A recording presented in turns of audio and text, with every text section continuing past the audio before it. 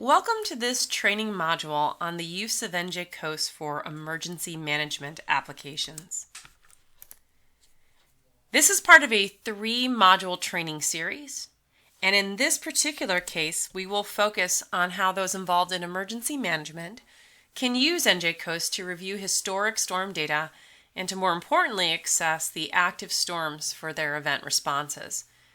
In this module, we'll give a brief primer to NJcoast, demonstrate how to interact with historical storms using various visualization options. Then we will introduce the idea of an active storm tracking scenario and look at how different what-ifs can be explored in that investigation. We'll then conclude with showing how to integrate some of the storm data into maps that can be shared across teams. So first of all, NJcoast was created with a twofold objective. The first was to help municipalities to take advantage of the investments that have been made across the state of New Jersey in GIS data. And perhaps more importantly then, how to use that data to make risk-informed decisions that could enhance the resilience of their communities.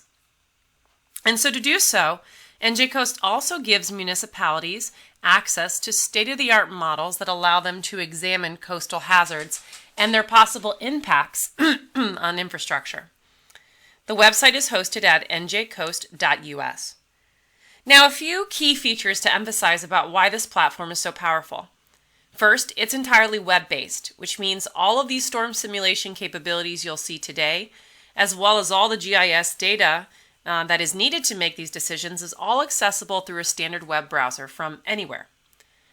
All the GIS data that is currently generated in state, county, or municipal platforms is all integrated and centralized into one location here at NJcoast. The platform is quite user-friendly. It doesn't require advanced knowledge of GIS or other sophisticated software to be able to operate. The maps that I'll show you today can be used in an interactive way and shared with others, but that sharing is still secure because of the dedicated roles and private groups that we've created for NJcoast. And those groups support planning and engineering, emergency management, and first responders. The other key feature of NJcoast is the fact that it has a customizable feature that allowed our team to build a set of custom resilience tools that I'll be demonstrating today, which give NJcoast users some capabilities well beyond those available to other municipalities and states across the U.S. Now, in these training modules, we're going to be demonstrating how NJcoast has used this capability to create custom tools to make a very specific tool for the state of New Jersey. This is called the Storm Hazard Projection Tool. This tool is founded on the work of the North Atlantic Coast Comprehensive Study, which was a U.S. Army Corps of Engineers project. In this project, the Army Corps looked at over 1,000 synthetic storms that are projected to create impacts in the North Atlantic Basin, as well as 100 historical storms that have already affected this area. Then, armed with that kind of information, the models were then run to examine the storm surge that would result. They also looked at the impact of tides as well as sea level rise. As a result, this is a very powerful data set that NJcoast can now use to create the tools I'm going to demonstrate for you here today. One of the important things to note about this approach to generating these storm models is conditioned on the fact that active storm tracking depends greatly on whether the storm track is being shared by key stakeholders, in this case, the National Hurricane Center. As you may know, the National Hurricane Center only generates updates for tropical storms and hurricanes and does not do so for nor'easters.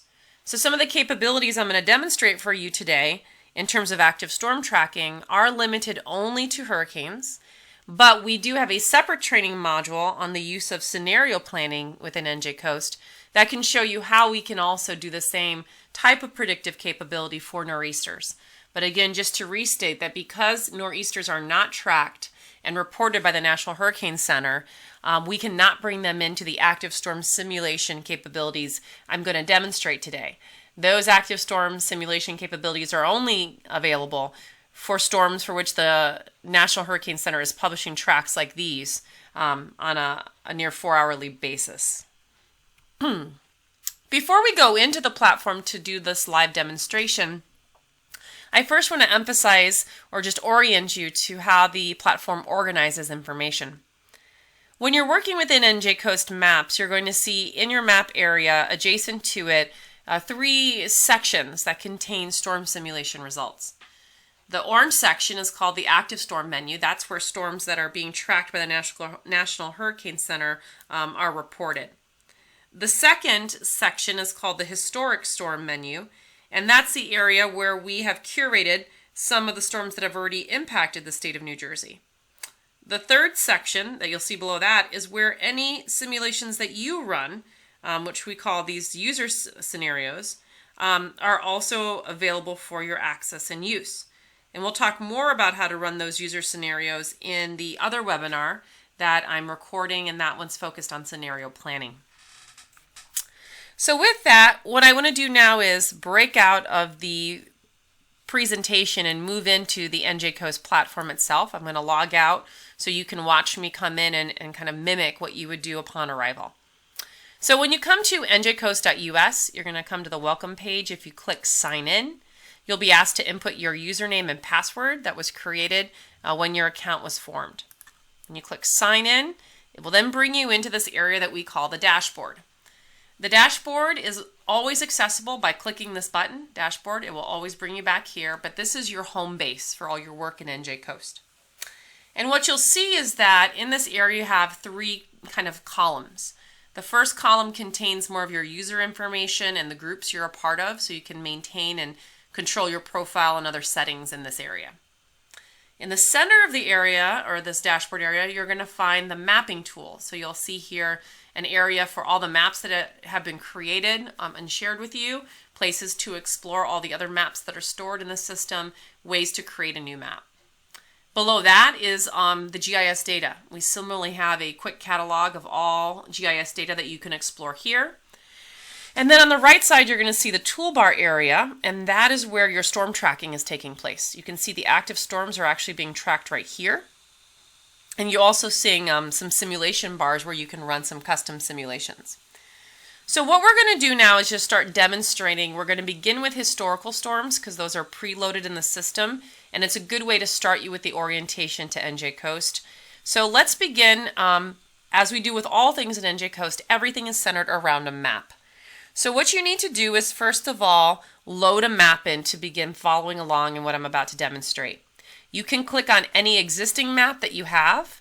If you don't have any maps, you can just create a new map. So let's create a new map. When this pops up, you can give it a name. So we'll say, this is called our training demo. Oops, correct the spelling there. And you can give a description, right? So I'll just make this brief. All right, and now we have this map. If I go back to the dashboard very quickly, you'll see that map is available right here that we just made. It was called Training Demo. You also noticed it immediately went to it as soon as I created it. So you can always come back to your maps here. Let's go back to Training Demo, the one we just made, and now we're here. I'm going to collapse all these menus so you can see this in a very clean way. Here's Training Demo. You'll see the name of it and the description that I just gave it. And then you've got 3 kind of zones in which there's going to be some other things available to you. The first is GIS layers. If we click here, you're going to see all the GIS data that's stored. We're going to work with that a little bit later in this module, so put that away for now. The next zone is storm visualization. It's going to be all the storms we're going to talk about. I'll put that away for a minute. And then annotations. These are all the tools that let you actually mark up on the maps, and we're going to play with those a little bit later in this training. So let's open storm visualization so you can understand how storms are created and stored in the system. Right now, as you can see, we have 3 active storms actually out in the Atlantic Basin. So those are tracking here. And then we have another zone for historic storms. Historic storms say historic, and they appear in blue. Active storms say active, they appear in orange. So let's take a look at this historic storm. Now, this catalog of historic storms will be growing over time. We have Sandy here right now preloaded for this demonstration, but as we build out and transfer the database over to the Department of Community Affairs servers, we're going to be adding more storms to this catalog, so you'll have some more choices. So when you see something in the dashboard that is appearing gray with a plus sign, it means that once you activate it, it becomes available to you to work with immediately. So just by clicking the plus sign, Sandy is now active and ready for us to use. And when they go active, they'll get a little triangle or this little caret. And when you click on it, it'll show you all of the settings that you can choose from to go ahead and start working with the data that is already preloaded in your dashboard for that particular storm. So you can see that here. So before I start bringing up the Sandy results, let me first come out and explain to you a little bit about how the data will be visualizing so you understand what we're going to look at. So I'm going to come over back here to my presentation and just give you a quick rundown on how storms visualize. We have three kinds of outputs that NJcoast presents. If you saw in the Sandy menu, there was surge, the wind field, and what's called the total run-up. And I want to step through the visualization options available to you for each of those. So for surge, we have two options for how to look at it. One is what we call the contours. Now the contours would be recommended, in my opinion, for use when you're zoomed in on a very fine scale. So looking at individual buildings or looking at a city block or even a small area within a municipality, a neighborhood level. That's kind of when you want to use contours, because the contours give you a really clean boundary to discern the depth of the surge at that area to help make decisions. So what you would see on your map when you turn on the surge contours are four lines. A red line, which tells you that the depth of the water over land, so the storm surge over land at this location, is 9 feet. That's about up to the height of the first story of a home. And so anywhere from that red line toward the water is 9 feet or higher. The next is the 6-foot contour. It's shown here in orange. That has a depth of 6 feet, which is, getting to the point where we've overtopped vehicles. And so any point between the orange and red lines is assumed to have 6 to 9 foot of storm surge. The yellow line comes next. That's the 3-foot or 3-foot line. Again, that's a depth that would make it very difficult for vehicles to pass. And any points that's between the yellow and orange lines are between, again, 6 and 3 foot of storm surge. And then the black line, which is our 0-foot contour, that's what we call the wet-dry boundary. If you're inland of the black line, you're dry.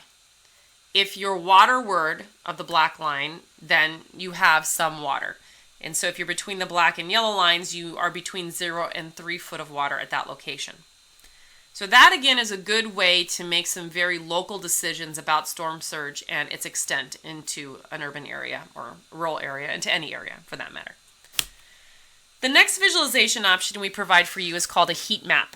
Now, heat maps are those more color-coded maps that you're probably used to seeing. They're smoother and blended a little bit more, so they're not as sharp or precise. But they're more handy, in my opinion, as you zoom out and you're looking at information on an entire municipality, regional, even state level. Each of the heat maps has a legend that will appear in the map in the corner. It will show you from blue, kind of cooler colors, that means low depth of surge, to red, higher colors or hotter colors, that means a high depth of surge. So again, two ways to visualize surge. Surge is always expressed in units of feet, and they're either through this set of contours or through this colored heat map. The other outputs that we give, one of them is called the total run-up. So the total run-up is the maximum extent of the storm-induced inundation over land, which is driven through the effects of wave action. So as you know, when the storm surge comes in, you often have waves riding on top of that storm, and those waves are very damaging. They're often what causes significant losses in these storms with respect to structural damage. So as a result, we have a visualization showing you where those dangerous wave areas are. Now, the wave zones are only calculated at select points along the coast called transects. So when you look at the visualization of these, they're going to look almost like a zipper, a little jagged, because there's a calculation at each point where one of those transects were run, and there's not another calculation to the next point. So there's just a straight line connecting those 2 points, hence it's a little bit more jagged than the surge contours. So what should you look for? The blue line is showing you, and the waves are coming from the sea or the ocean side toward land, so they're running up in this direction, and so they start from the immediate coast of the state. The blue line tells you the extent of the wave limit. So when you go past this blue line further inland, those areas are not experiencing strong waves. So that's the first thing to know. So from the blue line toward the ocean front, there are waves now on top of the surge. From the blue line inland, there are not waves on top of the surge. The green line shows a special FEMA designated criteria called the limit of moderate wave action, LMWA. And this is the zone where the waves are 1.5 feet high or greater. And so those kind of breaking wave effects that come into the land have more damaging potential. And so we show you that with the green line. So again, if you are between the green line and the ocean front, you are subject to these more powerful breaking waves of this height or higher. If you're between the green line and the blue line, you're still seeing waves, but not at that damaging height. They're not as dangerous. The next visualization we offer is the hurricane wind field. This presents the wind speed over the domain of the entire state of New Jersey.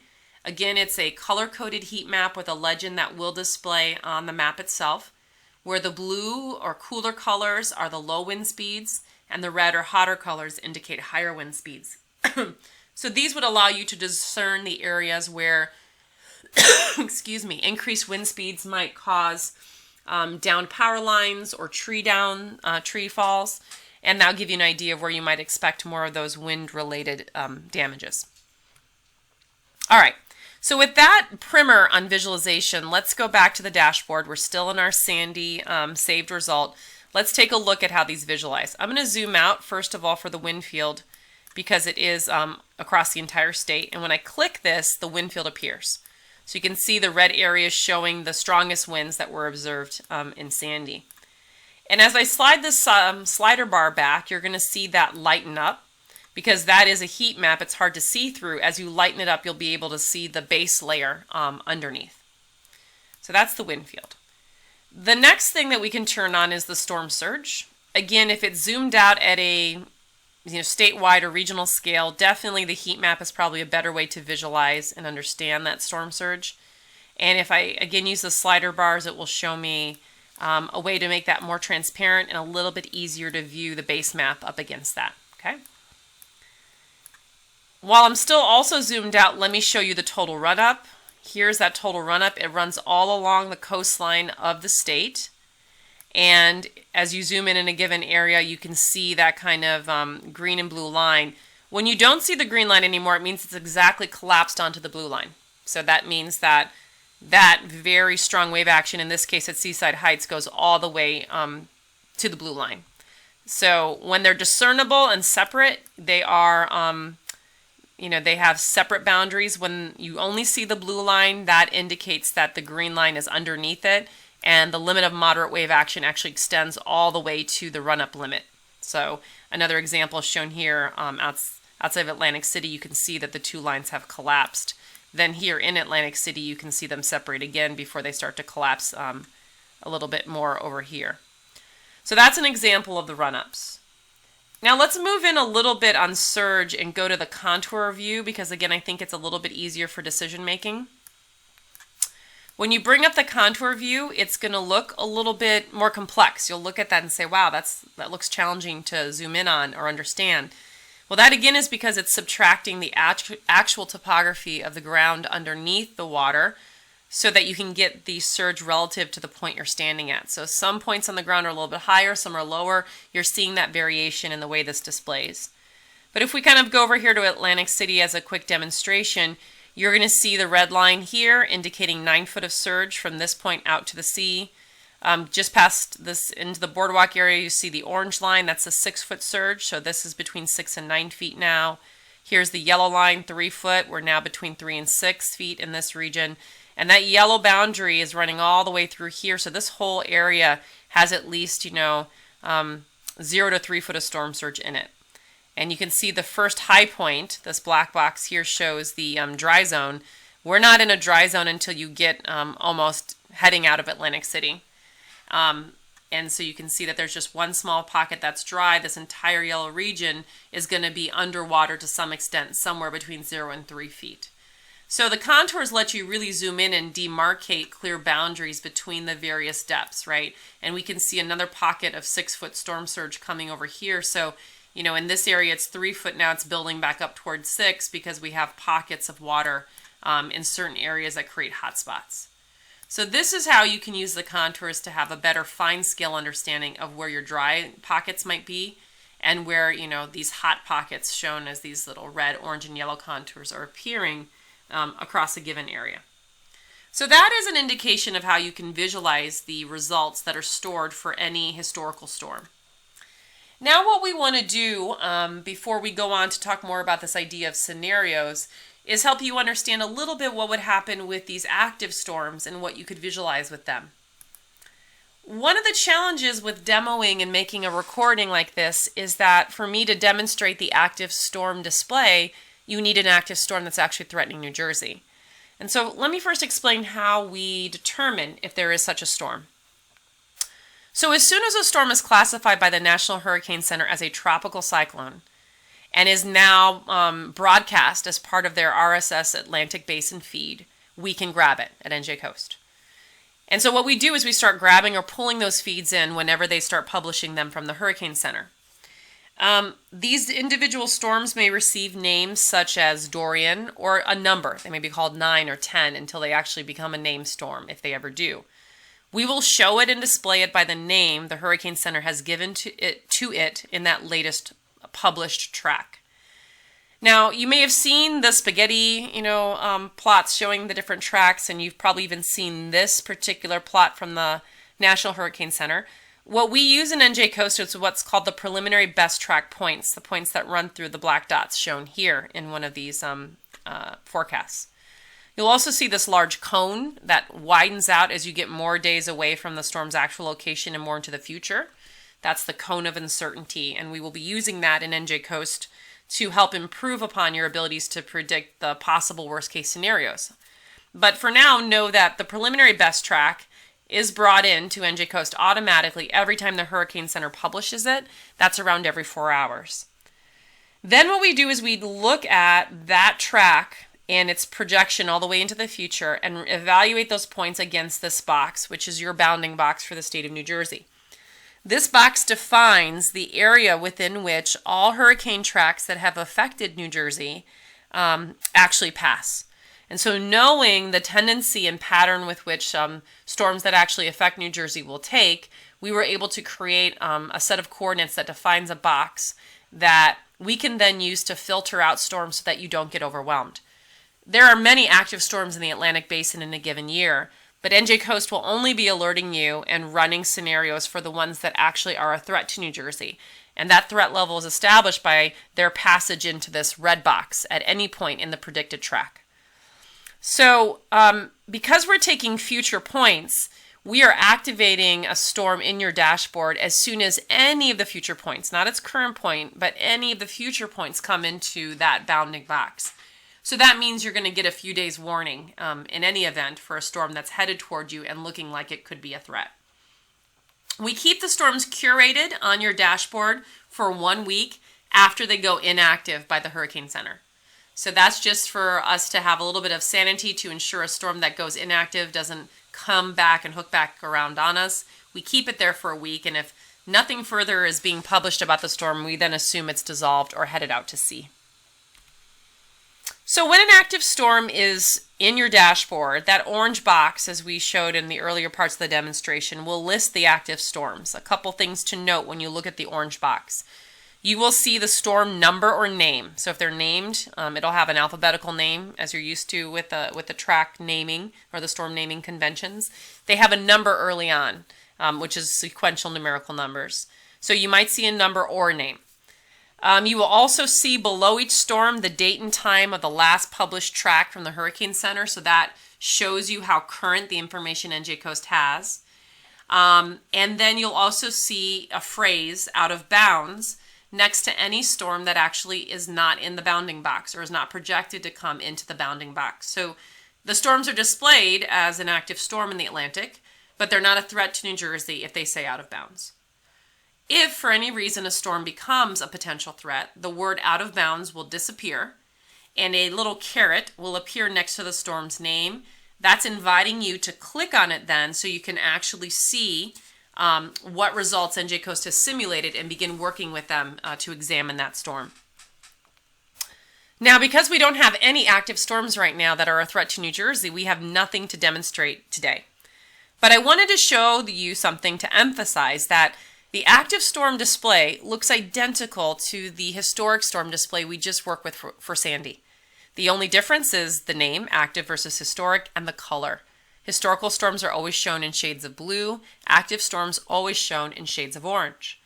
But the visualizations available are the exact same as we just demonstrated for Sandy.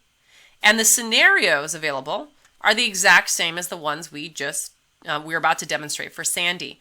So if we continue to work with Sandy in our little recording today for this training video, you are going to get a feel for not only how to interact with the various outputs of the Sandy storm simulation, but also the different scenarios that you can work with to explore those further. And in the case of an active storm, know that the exact same features and buttons would be used to look at that storm data as well. So with that in mind, let's come back out of the presentation and into this storm simulation dashboard so that I can show you what an active storm would look like, or at least what you would do to view an active storm, even though I'll have to demo it using Sandy. So again, if we are in our storm visualization part of our menu, you see the orange box. We have 3 storms as of today: Jerry, Humberto, and Imelda. You'll notice that Imelda's track has not updated since September 17th, so she is cached out. If you're watching this video in September of 2019, you'll know that she caused a significant amount of flooding in the Gulf Coast, in Texas, for example, as a result of her dissolving. You'll also note that Humberto, who initially looked like it could become an interesting storm for the Caribbean, actually also hasn't had a live update since the 19th of September, so that storm is also cashing out. But we do have one that's still publishing live updates. I just recorded this video at about 3:30 p.m. Eastern Time, and I can see here that the last track update from this storm was around 11 a.m. this morning. So we're due for a new published track on this storm in a few more minutes, actually. But Jerry is out of bounds, so there's nothing I can click on or do. If you can see here, I can click and press Jerry all I want, but no caret appears to let me interact with him anymore, other than seeing his name as appearing as blue because I've turned him on. So you need to have a caret display to access it. So just like with this little demo I did with Sandy, if Jerry were inbounds, I would hit the plus sign, and he would turn blue, just like I'm doing here with Sandy. But the difference is when he's inbounds and actually has results to show you, a caret appears, and then you would click it to actually see what was run for Jerry.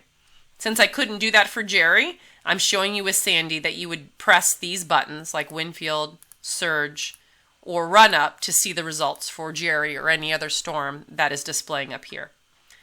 What you also will notice for both Jerry or any other active storm if they come in bounds, as well as Sandy and all other historic storms that are curated in the system, is in addition to the 3 classes of storm graphs that you can generate, you also have these little things called Explore Scenarios.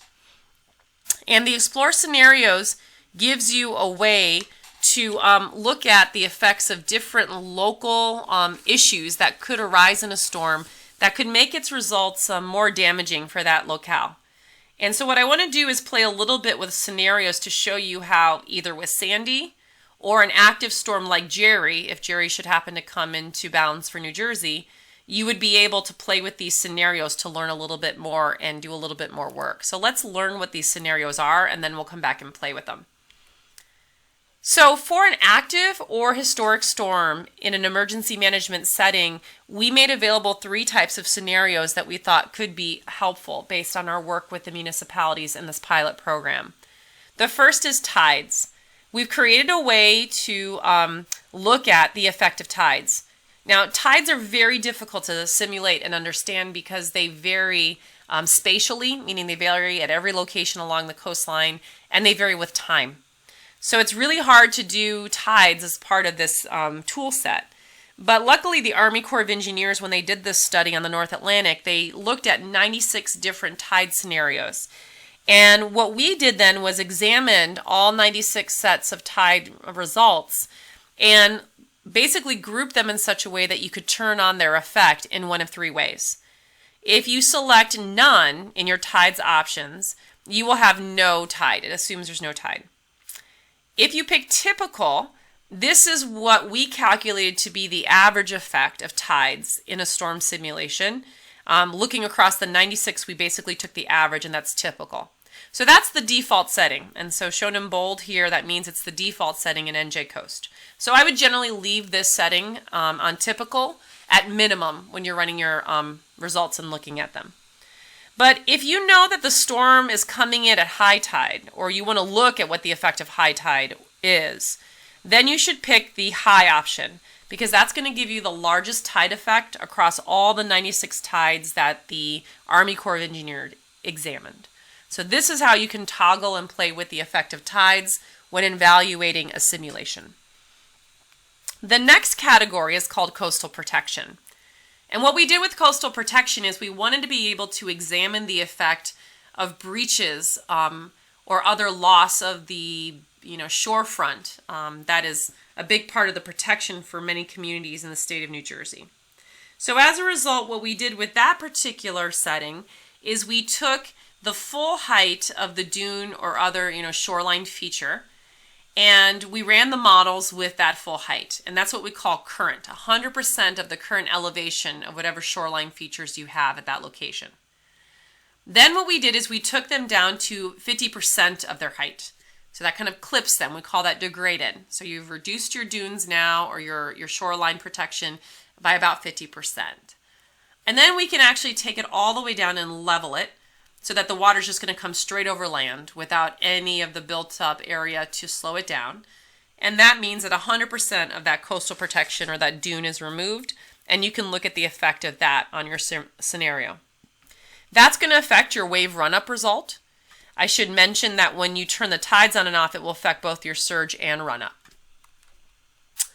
The last type of scenario we brought in was something called the analysis type. To understand the significance of this particular feature, let's go back to this picture from the National Hurricane Center and this concept called the cone of uncertainty. Again, if a storm is sitting right here and the Hurricane Center is projecting a track out along this path, then as it gets further and further away from where it is today, they're less and less certain about what the storm's going to do. As a result, the cone of uncertainty gets wider and wider, suggesting the storm could deviate off the track in the center to either side of that track and take a different path with some different characteristics. If you're sitting there trying to make an emergency management decision a few days before the storm, you have no idea if the storm is going to take a turn by the time it comes to you. And normally all that you are visualized or shown is the result that's right here at the middle line, the probable track.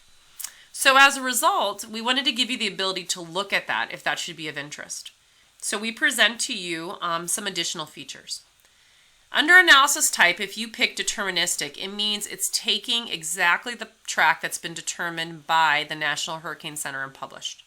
Doesn't consider whether that track is wrong or could vary and the storm could actually turn another way inside that cone of uncertainty. It just assumes it's going to stay straight on this course, plotted here with the black dots, indefinitely. Probabilistic, which is another choice we offer you under analysis type, considers the fact that things are uncertain and could change.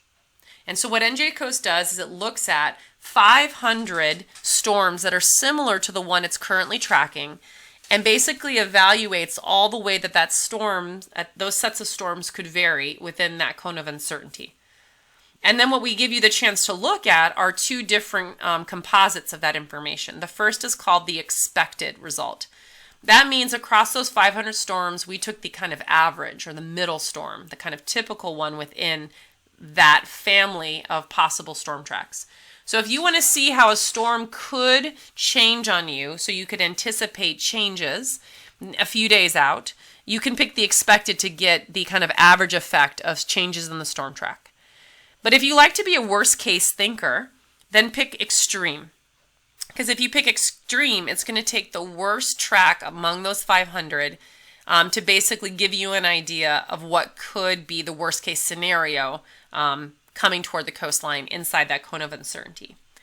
Now, as the storm gets closer to the shore, as it's approaching, and the Hurricane Center is updating the forecast and getting it more accurate, the need to use this kind of probabilistic feature reduces because there won't be as much cone of uncertainty anymore, and the track published by the Hurricane Center is not likely to deviate, especially when it gets very close a few hours out. But unfortunately, you need to be making your plans days before the storm makes landfall. So picking these probabilistic analysis type results, especially probabilistic extreme, lets you toggle what the worst case scenario could be, just so you have the chance to consider it and include it to make sure that your preparations are robust and that you would be able to accommodate even the worst case the storm could bring. So with that, let's come back to the live demonstration and show you how to toggle those scenarios. So the first thing I want to show you is that the results are displayed. I'm going to turn on, actually, let me turn on the contours and keep contours. So I've just turned on my surge contours right now for you.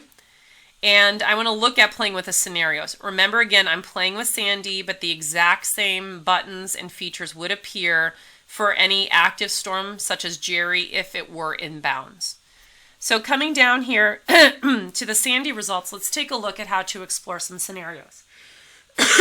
Excuse me. So first of all, if we want to, look at them, you'll note that the defaults are already pre-selected. So those are the default values. It will default to the current coastal protection, the typical tide, and the deterministic result from the National Hurricane Center, meaning it won't consider if the storm track varies at all. So we've got the surge turned on under typical tides using the exact track from the Hurricane Center and no breaches or other compromising of coastal protection. Okay. So with that, I'm going to play with the map a little bit and take a look at the effects of some of the changes that we might see in the results if we were to turn on and off different scenario settings. So I'm going to try to come here to Seaside Heights and see if this will give us a good visualization. All right, so here we are in Seaside Heights. What we can do is I'll also turn on the run up. So now we can see that the waves are coming all the way across, for example, this area. And what I'm going to do first is I'm going to play with the probabilistic extreme result. So if I turn that result on and I update the map, it's going to show you, instead of what actually happened with Sandy, what would have been forecasted among the 500 storms like Sandy as the extreme. So I'm going to put here the deterministic, and I'm going to put here the probabilistic. And what it shows you, if you toggle these, is that at least in this area, Sandy even exceeded what the worst case of even 500 other storms like her could have done. And of course, that's a testament to Sandy. It ended up being a landmark event for the state of New Jersey that, as the simulation shows, was even stronger than the 500 storms that we could find similar to her using the data set. So she was a landmark event. Now, what happens if we take a look, we'll put her back on deterministic to look at the actual Sandy track, and then we turn the tides up to high. High tide was a big issue in Sandy, so when I turn the tides to high and I hit update, we start seeing a change in the map, and let's watch it more slowly. Previously, when I was on typical tides, let's update the map, this orange area right here was a pocket that was, between 6 and here's the yellow line, here's the yellow line at 3 and this is 6. So we had 6 to 3 foot of water here. Here's the red line. And the red line says that from here to here, it's from 9 to 6. If I bring the tide up, it compacts much more. And now we see that pretty much the entire area is under 9 foot of water, which was the experience of most people in this event.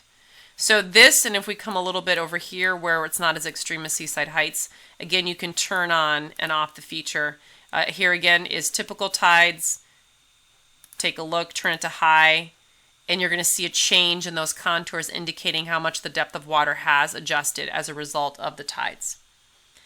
Now, if we go back, we can continue to play with the different features. I could come over and look at the wave run up and other features, and I can even make modifications to the shoreline to see how much those vary.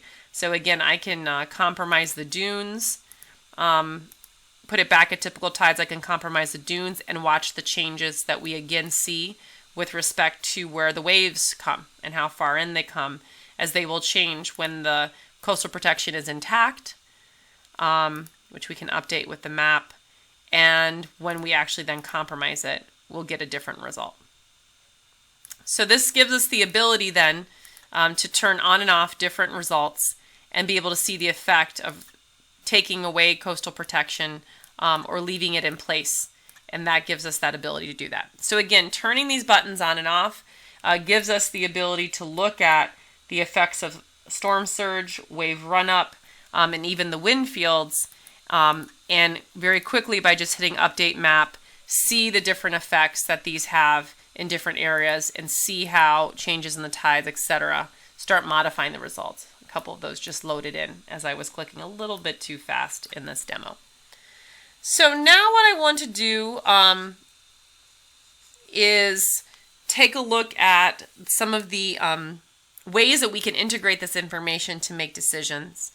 So if we take a look for a minute, one thing I want to show you is that you can take the data that is nested above, so we kind of slide up here, you'll see all your GIS layers, and you can interpret it against these results to try to make some decisions about a particular scenario or how you might respond to it.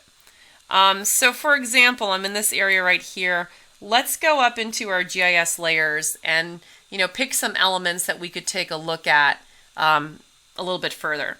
So I'm going to go, for example, so in the GIS layers, they're all housed under their category name, and we have a separate webinar on maps and GIS that you can watch to learn more about that.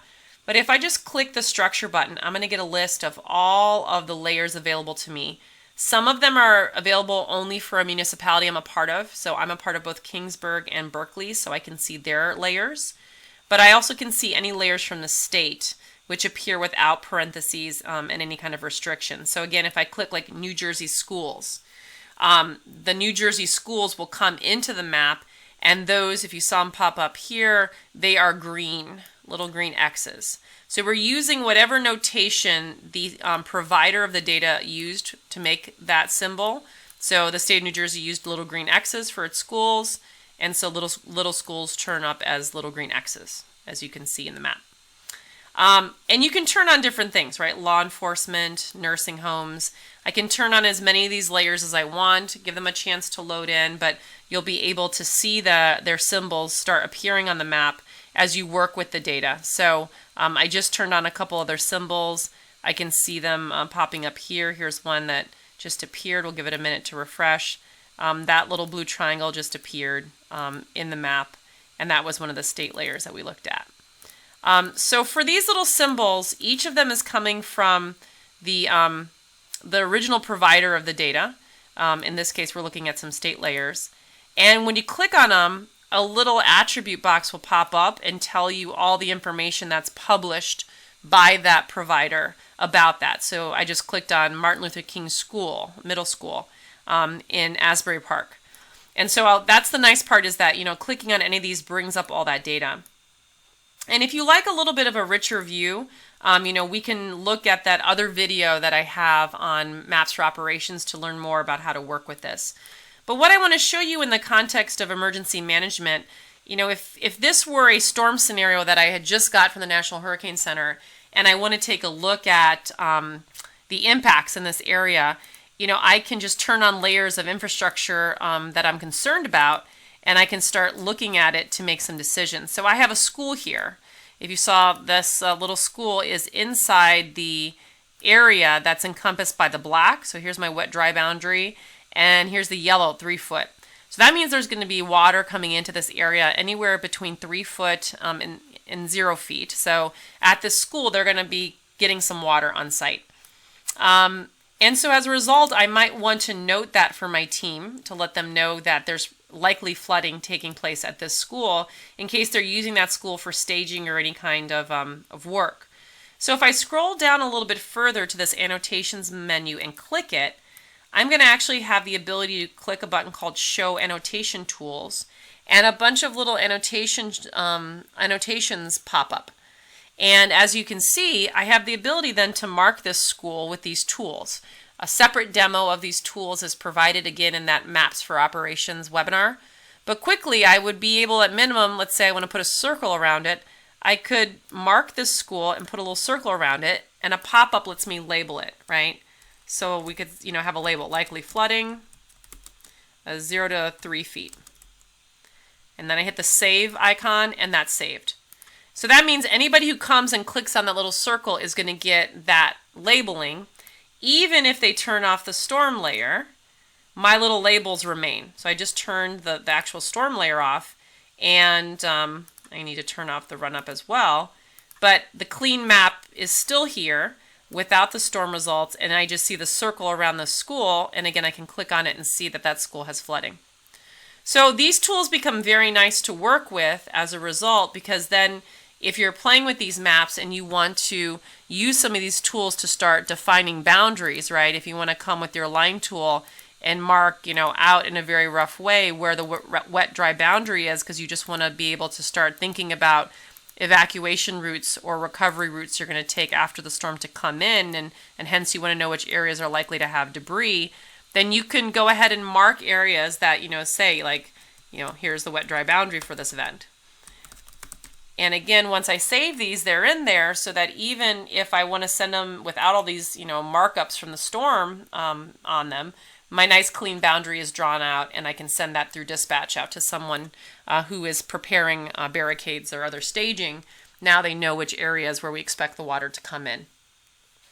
So again, the ability to come in, open up your GIS layers, find different types of information like evacuation routes and bridges and things like that.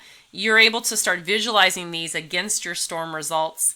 And that, of course, gives you the ability to now consider more robustly what your preparations and plans will be for a given event as a result of having the ability to view these maps with all these layers and provide these critical markups or annotations, which are always saved in your map no matter what.